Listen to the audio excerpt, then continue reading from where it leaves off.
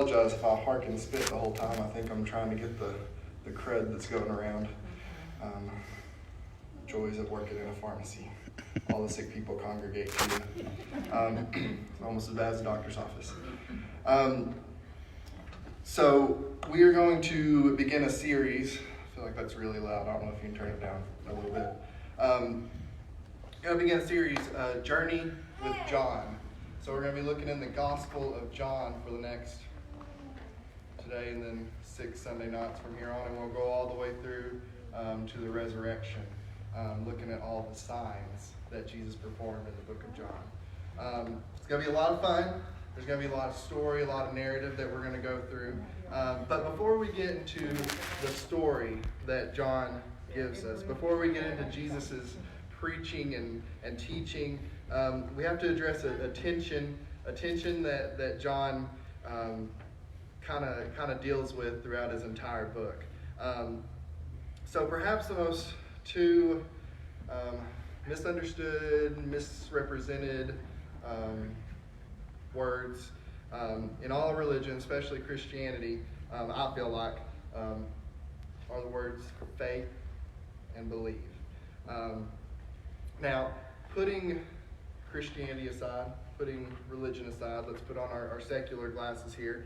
We know what those words mean. We know what faith means, and we know what belief means in the real world, not looking at Christianity or religion. We know what they mean at home. We know what they mean in the marketplace. We know what they mean just in casual conversation with other people. But for some reason, when we jump into church and when we jump into studies, the Bible, all that stuff, they kind of get hijacked a little bit. In the real world, we believe based on evidence. I'm a big science guy. I went through undergrad. I studied science. I studied nature, how things work. In the real world, we believe based on hard evidence.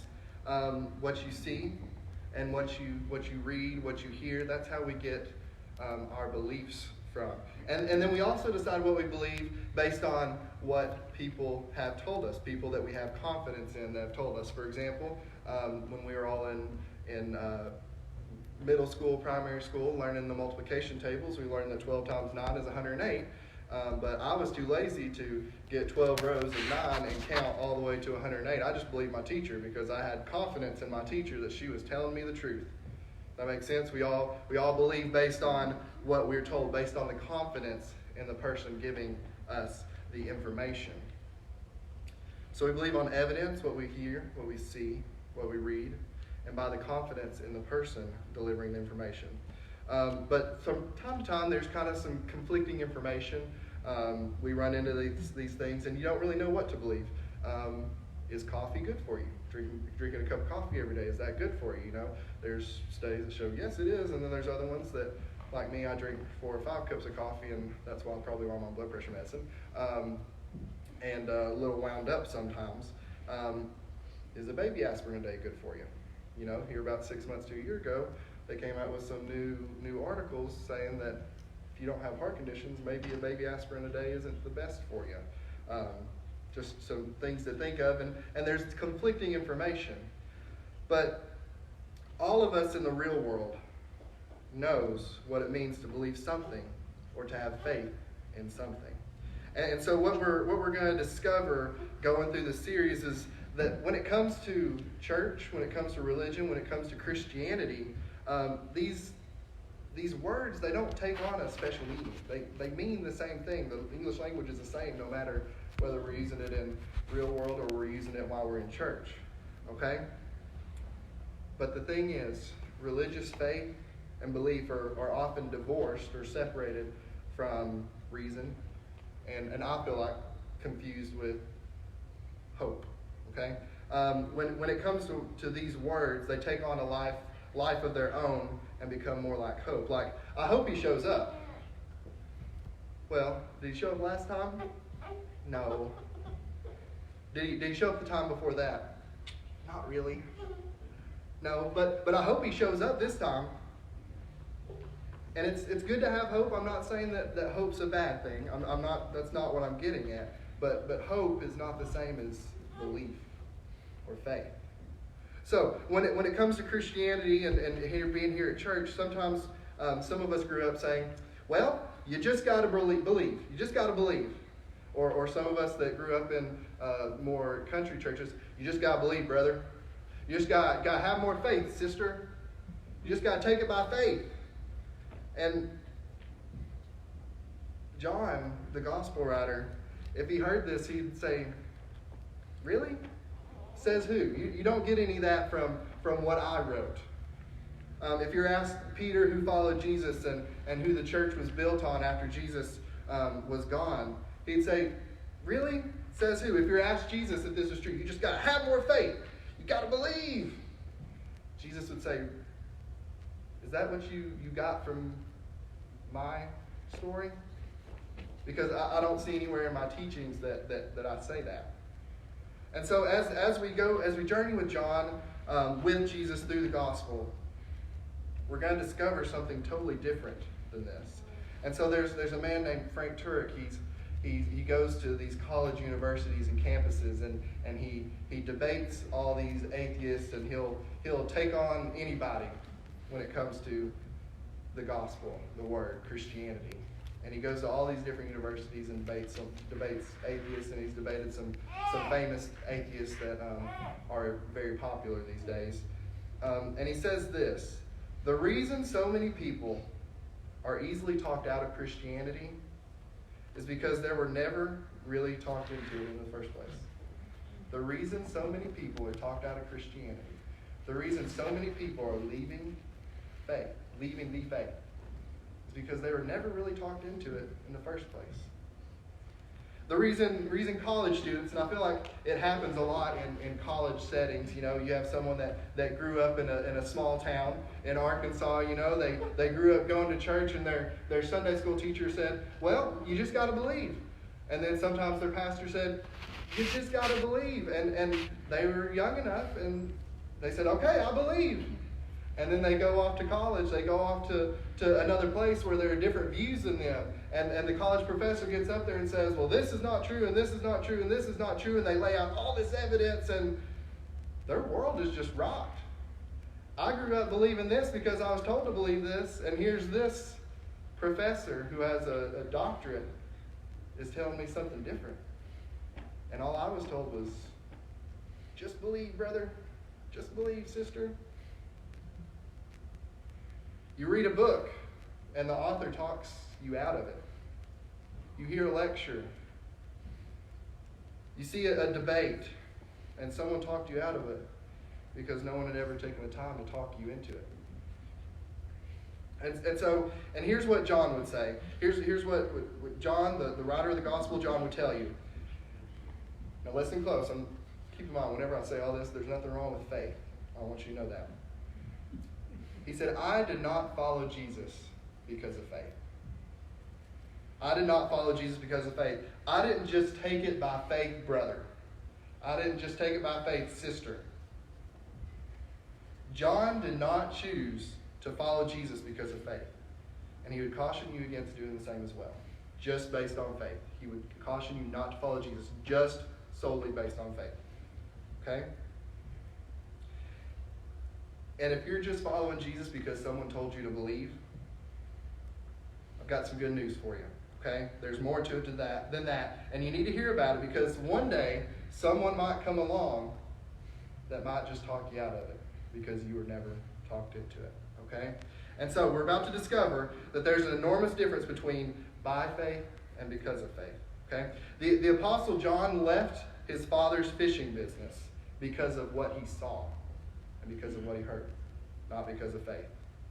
In fact, he outlived most of his friends. So by the time that he dictated this, the Gospel of John, by the time he wrote the Gospel of John, he dictated it because he was probably really old and probably couldn't write. Whenever he did this, all of his friends were dead. All the apostles were probably gone. Peter was dead and gone. Paul was dead and gone. Jerusalem was most likely at that point destroyed, and tens of thousands of Jews carted away into slavery with Rome.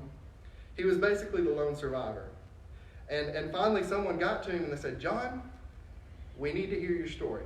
John, we've heard Matthew's story. We've heard Peter's story through Mark. We've heard Luke. Luke thoroughly investigated all these things. We've heard his story. But John, you were there from the beginning. You were there the whole time, and we don't have your story written down. We don't know what your story is. Tell us your story before it's too late. You were an eyewitness to everything that happened. So John, as an old man, dictated it. And that's how we got the Gospel of John. And so here's the cool thing about the Gospel of John. He wasn't just content on telling us what had happened. He tells us why it happened and why he wants us to know about it. And at the very end of his account, he gives us the purpose statement or the thesis statement. Those of us that went to school or remember going to school, we know that, laugh at me, Miss Kay. We remember when writing papers, you're supposed to have a thesis statement at the very beginning. It says, this is what I'm going to write about. This is what I want you to know by the end of this. Well, John puts his at the very end of his account, okay? So we're going to go to the end of John, read his thesis statement, then we're going to go back to the beginning and go start our first sign, okay? And journey with John. So here's the purpose statement. He said, if you're wondering why I wrote this, or if you missed the rest of my account, here is the whole point of what I told you about. Here's the whole point of it. In John chapter 20, verse 30. Jesus performed many other signs in the presence of his disciples, which are not recorded in this book. So, and when he says this book, he's not talking about the Bible, as we know. He's talking about the book of John, just this manuscript, okay? So John says, look, you've come to the end of my account. You've come to the end of my account of the life of Jesus, and I told you a lot of things he said, but he said a whole lot more. I told you a lot of things that he did, but he did a whole lot more. But I've chosen these specific things, these specific signs, as I call it. And here's why I chose these specific signs to tell you about. Okay? I told you this. Verse 31. But these are written that you may believe. I want you to believe, but I'm not just content saying, well, you just got to believe, brother. Okay? You just got to take it by faith, sister. No. I want you to journey with me and my experience with Jesus. And my hope is that you will come to the same conclusion that I came to when I saw it myself. When I lived these events, these are what brought me into believing in Jesus. This is what built up my faith in Jesus. And so John isn't just simply telling us what to believe. He's building a case as to why we should believe. Because John didn't embrace a crazy idea of faith and belief that just kind of hang out there with nothing to stand on. But believe what? Still in verse 31, finishing up. But these are written that you may believe that Jesus is the Messiah, the Son of God. But it goes beyond that. There's a result of putting Jesus in as the Messiah, as your Messiah, the Son of God. That by believing, you may have life in his name. That by believing, you may have life in his name. So in other words, the sequence that brought John to the point that he believed Jesus was who he claimed to be, the sequence that brought him to faith is the very same sequence he's about to lay out to us over the next 6 weeks. And he'll tell us that there were events that happened. And these weren't just random events that happened. They were signs that pointed to something. And those signs pointed to something in a way that they served as evidence as to why he believed. And because of this evidence, because of what I saw, because of what I heard, I decided that I believed in Jesus. I believed that Jesus was who he claimed to be. And when I began to believe that Jesus was who he claimed to be, based on the evidence and signs and events that I saw, I then placed my trust in him. And here's why this is important. John doesn't begin with, I placed my trust in Jesus, and I hoped it would all turn out okay. In fact, throughout his gospel account and the other gospel accounts, Matthew's and Mark's and Luke's, we find that these disciples, they were in a constant ebb and flow with how they felt about Jesus. You know, there were times that they were just on fire and we believe, and then there were times that they were like, oh, really? Are we going to do that? There's kind of some tension because they were fishermen, but these guys weren't dumb. They weren't so easily convinced. They weren't very superstitious, I guess. And some of the things Jesus was doing was sometimes they were on fire, and then other times they just were a little cold. And so here was John's thinking. If this is good enough for me, I'm hoping this is good enough for you. His whole account. If this is good enough for me, John says, I think and I hope this is good enough for you. If this is the sequence that convinced me, I hope it's a sequence that will convince you as well. So what he does in the Gospel of John, he's not just giving us random events and random conversations with Jesus. He organizes his entire account around what he calls signs. 7 signs. So we're going to look at all 7 signs throughout the series. And it's interesting that John uses the term signs rather than miracles. The supernatural acts of Jesus, the healings and all that, they weren't necessarily random. They weren't just random acts of kindness. They weren't just Jesus showing off because he was the Son of God and he could do it and he just wanted to impress everybody. These were signs that pointed to something, and specifically Jesus' identity. Throughout his gospel, John is sure to mention that these miracles were not just daily occurrences. These miracles had a specific purpose. They point to Jesus' identity. So he does his best throughout the gospel, John. He does the best throughout his gospel to help us not be necessarily enamored with the miraculous, but to become enamored with who the miraculous points to. So, sign number 1. And the interesting thing about sign number 1 is that it was so well known at the point that John wrote his gospel, he didn't even mention that a miracle had occurred. He didn't even explain the miracle because it was so well known to the point. If you went out and you talked about Jesus, they'd say, "Oh yeah, you know the one about, yeah, I was there. I remember that. I had a friend that was there. You know, the one about, that." So he didn't even say in his gospel what the first miracle was. He just kind of told the story, and it was there. So, John chapter 2, verse 1. On the 3rd day, a wedding took place in Cana in Galilee. Jesus' mother was there. And what we find out later in this account is that Jesus' mother had a very important role in this wedding. Either she was part of the wedding party, or she was a help with the servers, or worked for the servers that were working there. We don't know specifically what, but she had a very important role that we discover as we go on.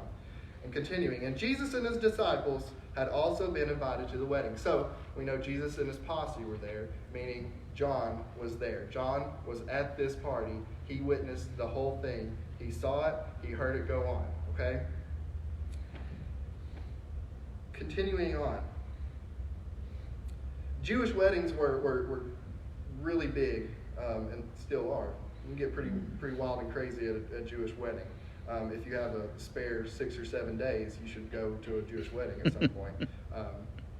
They got crazy at them. They could last almost a week. And this is why what we're about to read in this passage was such a catastrophe at this point. And it'd be kind of the same way at any wedding today. When the wine was gone, Jesus' mother said to him, "They have no more wine."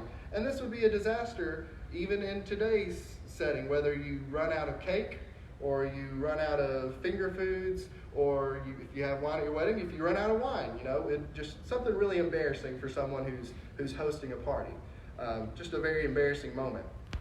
So Mary turns to Jesus and says, "They have no more wine." Like she turns to her son and says, "They don't have any wine," which is kind of interesting that she turns to Jesus, her son, when she's here working this wedding. It makes you wonder what it was like growing up with Jesus. She knew that in a pinch she could turn to her resourceful son and say, "Son, I don't know how you do it, but can you fix this for me? I won't even look. Just do what you do and get it taken care of, Jesus. Just I won't look." And so Jesus responds and he says, "Woman, why do you involve me?" And the woman that he says here was sounds kind of bad in our day and time. But the way he actually said this was a little more formal and a little more respectful than just woman. Why do you involve me? It was more like my lady or ma'am, or instead of saying mom, why do you involve me? Jesus replied, my hour has not come yet. I came to save the world, Mom. I didn't come to save weddings. Okay, that wasn't what I was sent down here to do. I don't know why you're asking me about this. This isn't very messianic. I wasn't sent to do this. And she's just like a mom whenever they're telling their kids what to do, or the way I treat my kids too. It's just like, yeah, whatever, just get it taken care of. And she tells the servant, just listen to Jesus and do what he says. It will get taken care of. And then she walks off. So we're thinking, what kind of sign is this? This doesn't make sense about what's about to happen. I assume everyone here knows what the first sign is. What is John thinking? Why would he start here? What's the significance of this sign? And I'm not sure when John realized this, but eventually he must have thought, this is the perfect way. This is the perfect way for Jesus to step into his role of Messiah and Savior. And even though the wedding guests at the party never really knew a miracle had taken place at that time, John seemed to know that we, as future readers, he knew that this was the perfect introduction to the message and ministry of Jesus. So continuing on, nearby stood 6 stone water jars. The kind used by the Jews for ceremonial washing, each holding from 20 to 30 gallons. So this was a wealthy family who were very good practicing Jews. They would use these for ceremonial washing. Sometimes they'd have to wash their hands. Sometimes they'd have to wash up to their elbow, depending on what they were doing and what status they held. There were different washings that had to be done, and they were done via these decorative stone jars that held a lot of water, and they were very heavy. And so there were these large stone jars sitting to the side, and they were empty. And these stone jars, they were icons. They represented the old covenant. They represented what the old covenant between God and the Jewish people, and the sacrificial system. They represented that whole deal. And so they represented the traditions. They represented the old covenant that Jesus had come to replace. And so Jesus decides to go public by using something that would soon be replaced to point to what would soon be in place. God's temporary arrangement with Israel was coming to an end, to be replaced with something even better. Okay, so these jars represent the old disappearing for something new. And Jesus used this moment to illustrate something that nobody there that day would understand. But John, as he lived longer and longer, and all of his friends passed away, and he was there looking back on this, racking his brain on what was important, must have realized this is the perfect way of introducing Jesus to the world. So Jesus said to the servants, moving on the next verse, Jesus said to the servants, fill the jars with water. So they filled them to the brim. And so a British theologian, F.F. Bruce, says this: the water, proved for purification as laid down by Jewish law and custom, stands for the whole ancient order of Jewish ceremony, which Christ was to replace with something better. Okay? And so there's all this foreshadowing that's taking place, this foreshadowing of a change that was coming, about to come. Fill them with what was normally in them to be changed into something new. Then he told them, now draw them out and take it to the master of the banquet. Take it to the master of the banquet. And the master of the banquet, he was the head waiter. He was the guy in charge. He decided what you were served and who was served and at what time. And so they did so, and the master of the banquet tasted the water. And so if we'd never heard this story before, if we were just opening the book of John for the first time ever, we'd say, oh no, they brought the master of the banquet water. He's going to be so mad when he drinks that thinking it's supposed to be wine, and he just gets a nice, refreshing, cool probably wasn't cool. It was probably lukewarm water with all the gross stuff back then. Water's kind of gross if you ask me. But we'd had to panic. But at this point, John doesn't say anything because he just assumes everyone hearing this story has heard about the miracle. They know what happened. And so he doesn't even mention the miracle. And they did so, and the master of the banquet tasted the water that had been turned into wine. There's the miracle. Didn't even make a big deal about, no flashing lights or anything. He did not realize where it had come from, though the servants who had drawn the water knew where it came from.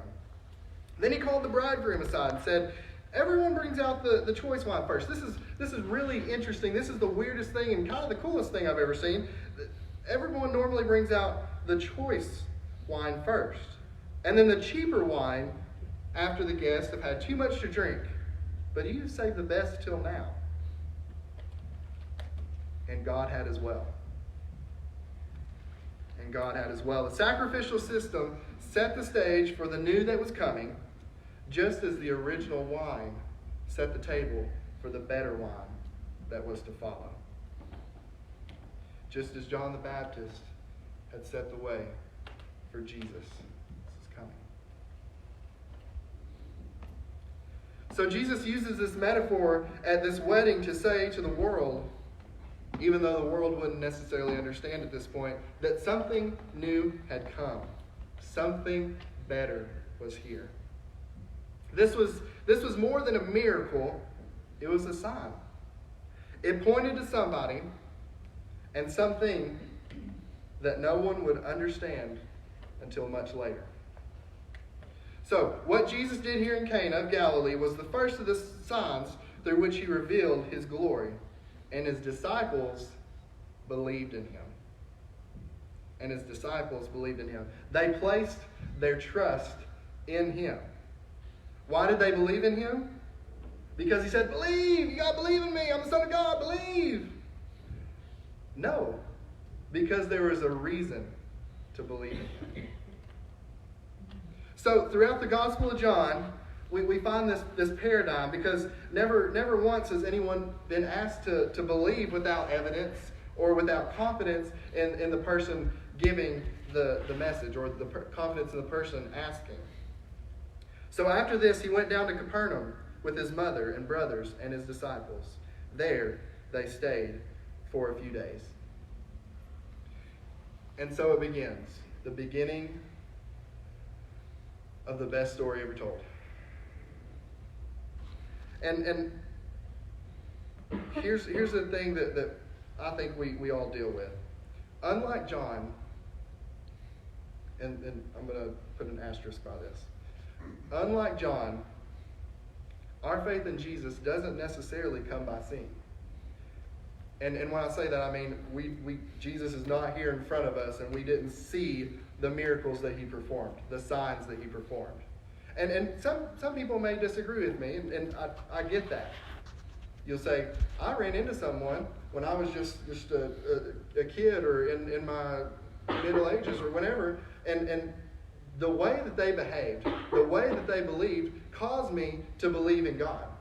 Because of the people that I've run into in my life, this person that I sat down and had dinner with, this person that went through a tough time in their life, I saw how they reacted to that. I saw how they got through that situation. And because of them, I can tell you I'm here today as a God-fearing, believing Christian. And I get that. That does happen. But for most of us do not come to Jesus by seeing something actually happen. We come to faith by hearing. But we're not asked just to believe. Okay? We're not required just to take it by faith. We are invited to believe what happened based on the testimony of people that were actually there. People like John. People like Matthew. People like Peter, who brought his word through Mark. People like Luke, that thoroughly investigated all these things and told the story of Jesus. We're invited to believe what happened based on the testimony of people that were actually there. And in fact, John came away from this whole experience with Jesus and all this horrible stuff that just happened to him. All of his friends at this point were dead and gone. All the apostles, they scattered and most likely dead. Peter was dead. Paul was dead. Jerusalem was, like I said earlier, most likely destroyed at this point by the Romans. Tens of thousands of Jewish people were carted off in cages to be put into slavery. But he comes away with the conclusion. John comes away with the conclusion, even though he lived through all these horrible things that happened to him throughout his life. In spite of everything that happened, because of what he saw, not necessarily because of what he believed, because of what he heard, not simply because he just had faith, he arrives at this conclusion that's echoed throughout the generations. Because he's the one that brought these famous words. He would say, because of what I've seen and because of what I've heard, I'm convinced that God so loved the world that he gave his only son, that whoever, and some of us stop and think, the readers then, John, you know there's going to be some pretty bad people that show up. And John says, no, whoever. But John, there's some pretty awful people that are going to show up. Even in your own life, John, you've seen horrible people. And those horrible people, they're just going to keep coming back. Even in today's age, those horrible people come back. Whoever believes in him shall not perish, but have everlasting life. John, how can you say such a thing when you've gone through all these hardships, seen all of your friends die, and the city that you loved destroyed and carted off by the Romans? How can you say such a thing? How can you believe that? And he'll say, because of what I saw and because of what I experienced with Jesus, I can believe that. He was convinced. Because he wrote this. Because he wrote it. He was convinced that the Word became flesh and made his dwelling among us. We've seen his glory. And when he says we, he means him and all of his friends. They saw the glory of the one and only Son, who came from the Father, full of grace and truth. And he says, I was just a simple fisherman, a bystander.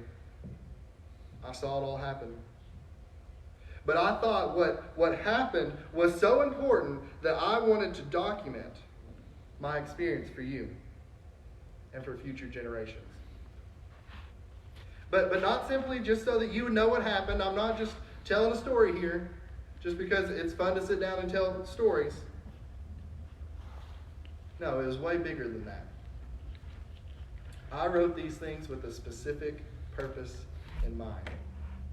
These things I've chosen to document.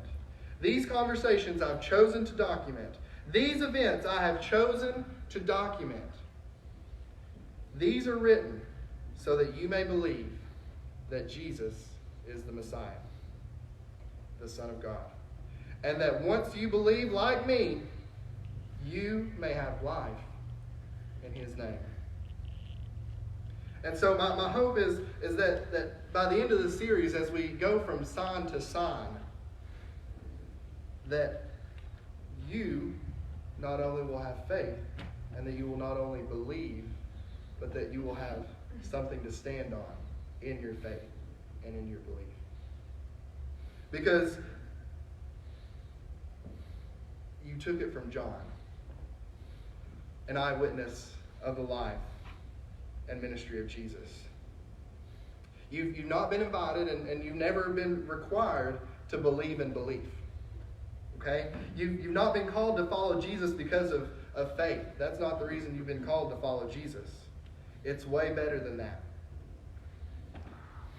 And if you've ever been talked out of following Jesus because you were never talked into it, don't miss this series, because we are going to go through a lot of things that Jesus did, all the signs that Jesus did, and by the end of it, if anyone would go through the signs, they will believe in Jesus because of the testimony of people that saw all of this happen. and your faith and your belief will have legs to stand on. Let's pray. Dear Heavenly Father, I thank you so much for this night, Lord. And I thank you that we have the account of your Son's life. I thank you for those like Matthew and those like Luke who thoroughly investigated these things. And I thank you for Mark who took Peter's story and put it into words. And I thank you for John.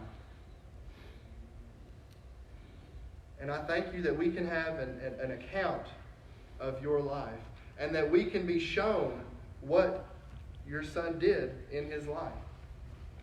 I thank you that we can experience the miracles through these people that were actually there, these witnesses that were actually there. And I pray that as we continue through this series, that each and every one of us will be challenged, that each and every one of us will be strengthened based on what we hear